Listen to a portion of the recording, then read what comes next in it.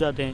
ہاں وہ بچپن کے دن کبھی کبھی میری والدہ نہیں ہے, اللہ ان کی مغفرت فرمائے, وہ بیمار تھی, اللہ کے پاس چلی گئی, تو مجھے کبھی کبھی بہت یاد آتی, مطلب وہ دن یاد آتے ہیں کہ بھائی آپ لوگ کہاں سے ہیں؟ کشمیر سے. کشمیر سے. آپ بھی بھائی کشمیر سے؟ جی. تو بھائیوں سے سوال میرا یہ ہے کہ آپ صلی اللہ علیہ وسلم اپنی والدہ سے اور صحابہ سے, پہلے تو آپ والدہ سے بتائیے کتنی محبت کرتے تھے؟ جی ظاہر سی بات ہے کہ پہلے اگر ہم والدہ کے بارے میں بات کریں گے تو سب سے پہلے دنیا کی عزیز چیز جو ہے والدہ ہی ہوتی ہے. تو آپ صلی اللہ علیہ وسلم کی بات اگر کریں تو آپ نے جو حدیث سنی ہوگی کہ نبی صلی اللہ علیہ وسلم جب وہ واقعہ ہے کہ جب والدہ کا انتقال ہوا تھا تو اپنی ماں کے قبر کے ساتھ لیٹے ہوئے تھے اور رو رہے تھے.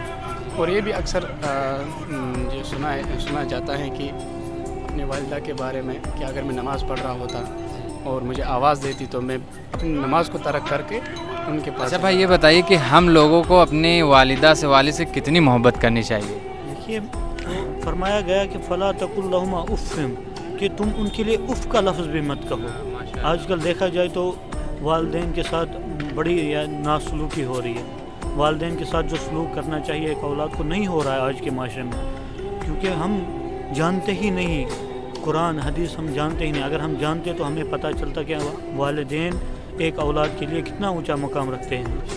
یہاں تک فرمایا گیا کہ والدہ کے پیروں میں جنت ہے. اگر انسان اس پہ غور کرے کہ ایک جو ہے والدہ کی محبت, آپ دیکھیے کہ ایک بچے کو وہ 9 مہینے تک اپنے پیٹ میں رکھتی ہے, پھر جب وہ پیدا ہوتا ہے اس وقت کی وہ جو تکلیف ہوتی ہے وہ برداشت کرنا. لیکن اب یاد نہیں رکھتا کوئی ان چیزوں کو, سب بھول جاتے ہیں. جب بڑے ہو جاتے ہیں سب بھول جاتے ہیں.